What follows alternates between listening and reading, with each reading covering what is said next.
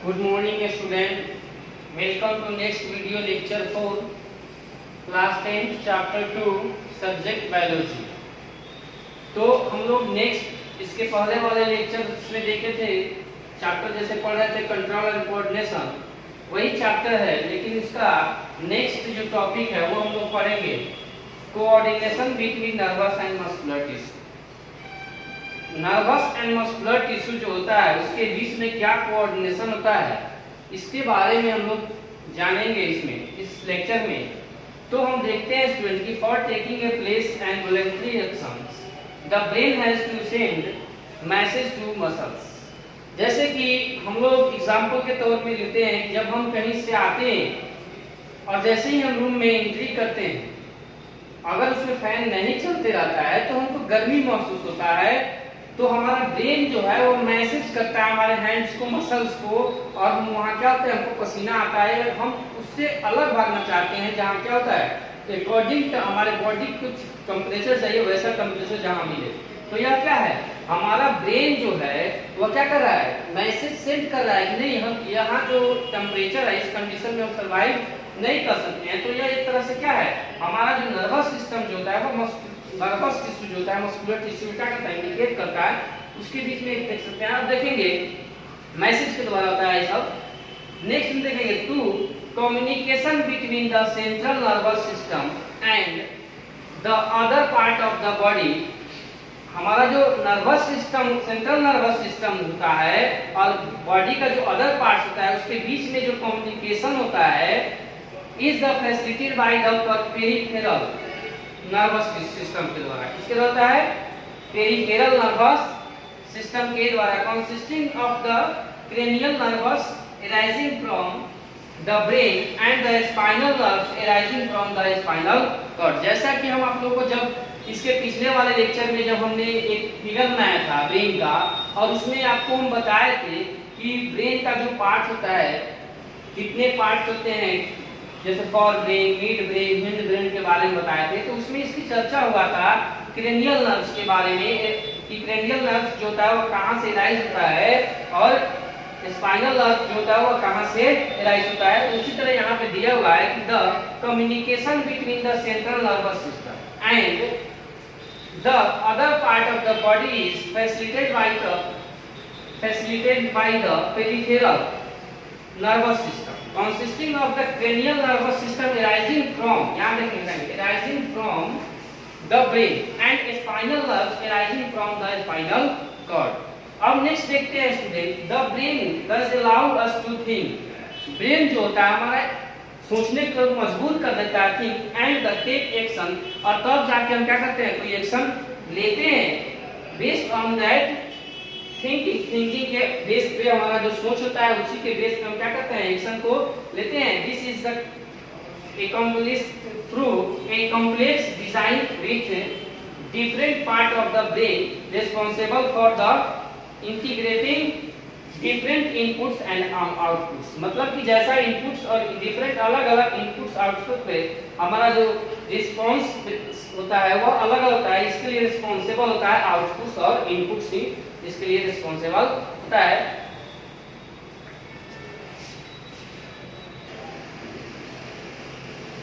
अब देखेंगे स्टूडेंट हम लोग नेक्स्ट टॉपिक देखेंगे लिमिटेशन। यहाँ देखेंगे ध्यान देने की बात है लिमिटेशन ऑफ इलेक्ट्रिक कम्युनिकेशन या नर्वस सिस्टम। इसको हम दो चीज कहते हैं नर्वस सिस्टम कहिए या लिमिटेशन ऑफ इलेक्ट्रिक कम्युनिकेशन कहिए। तो इसमें क्या होता है स्टूडेंट तो electric impulse will reach only to those cells that are connected by nervous tissue. वह नर्वस टिश्यू के द्वारा जो होता है कनेक्टेड होता है। अब देखेंगे आफ्टर जनरेशन के बाद आफ्टर जनरेशन एंड ट्रांसमिशन के बाद क्या है कि after generation and transmission of an electrical impulse the cell takes some time to reset its mechanism before transmitting another impulse, so cells cannot continuously create and transmit impulse। जो होता है वह continuously जो होता है मतलब कि लगातार जो होता है वह न क्रिएट करता है और ना ही ट्रांसमिटेड कर सकता है इम्पल्स को। तो अब देखेंगे यहाँ पे नेक्स्ट में, plants do not have any nervous system, plants के पास कोई भी नर्वस सिस्टम नहीं होता है। अब यहाँ देखेंगे स्टूडेंट, यहाँ देखने की बात है केमिकल कम्युनिकेशन। तो केमिकल कम्युनिकेशन में क्या देखते हैं, तो chemical communication it helps in overcoming the limitation of electric communication, या ओवर लिमिट जो होता है उसको क्या करता है, लिमिटेशन ऑफ इलेक्ट्रिक कम्युनिकेशन कर रहा है, द इट हेल्प्स मदद करता है in overcoming the limitation of electric communication में।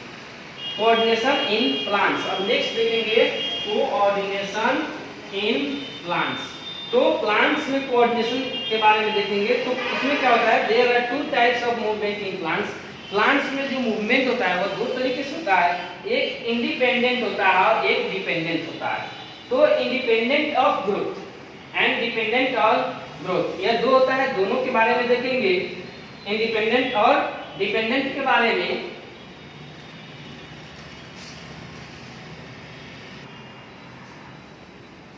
अब स्टूडेंट देखेंगे हम लोग independent of growth and dependent of growth. जैसे दो बदलाव देखिए, मूवमेंट जो दो होता है प्लांट्स में, एक इंडिपेंडेंट होता है और दूसरा डिपेंडेंट होता है। तो इंडिपेंडेंट में सबसे पहले हम चर्चा करेंगे, independent growth has immediate response to the stimulus. यह इमीडिएट रिस्पांस होता है किसके कारण, टू द स्टिमुलस। अब नेक्स्ट में देखेंगे plants use electrical chemical means to the convey information from cell to cell, मतलब एक सेल से दूसरे सेल में उसमें इंफॉर्मेशन जाता है, वह इलेक्ट्रिकल या chemicals means convey information from cell to cell, मतलब सेल टू सेल इंफॉर्मेशन उसमें जाता है। अब देखेंगे नेक्स्ट में, for movement to happen cells change their shape by changing the amount of water in them, resulting in swelling or shrinking of cell. Examples में देखते हैं, dropping of leaves of touch me not plant on touching it। तो यह examples हुआ।